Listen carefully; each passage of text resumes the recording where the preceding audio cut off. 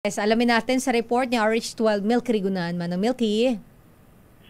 Sister Ella Takay hamon sa Independent Committee on Infrastructure na palawakin at bilisan ang kanilang investigasyon sa flood control anomaly. Ginawa ni Representative Terry Ridon ng Bicol Saro Party List at Chairman ng House Committee on Infrastructure ang apela sa harap ng pagbibitiw ni Senator Pantilo Lacson bilang Chairman ng Senate Blue Ribbon Committee. Ayon kay Ridon, malaking kawalan ang paglisan ni Lacson bilang Chairman ng Blue Ribbon Committee habang lumalawak at lumalalim ng investigasyon hindi lamang sa DPWH kundi ang ugnay ng iba pang ahensya ng gobyerno at matataas na opisyal.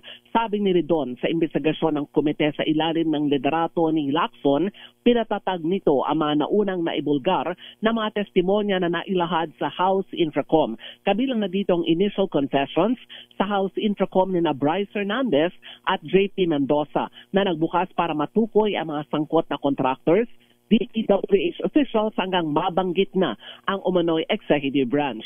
Anya, dahil dito kailangan mag-double time ang ICI para malaman ang pananagutan ng mga pangalan ng nabanggit sa House at Senate hearings at agad na masampahan.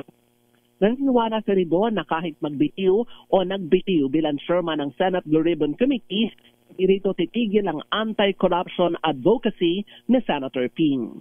Ako si Milky para sa DCRH. Yes, Takay. Umattend na ba ng sesyon si Congressman Aurelio Dong Gonzales ng Pampanga at Congressman JJ Suarez ng Quezon?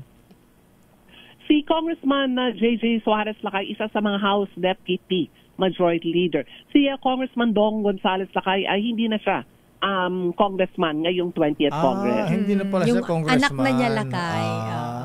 Si JJ umattend. Congressman Dong Gonzales Lakay ay graduate isa sa pinakamataas na opisyal noong 19 Congress. Graduate na siya, Lakay. Graduate na pala siya.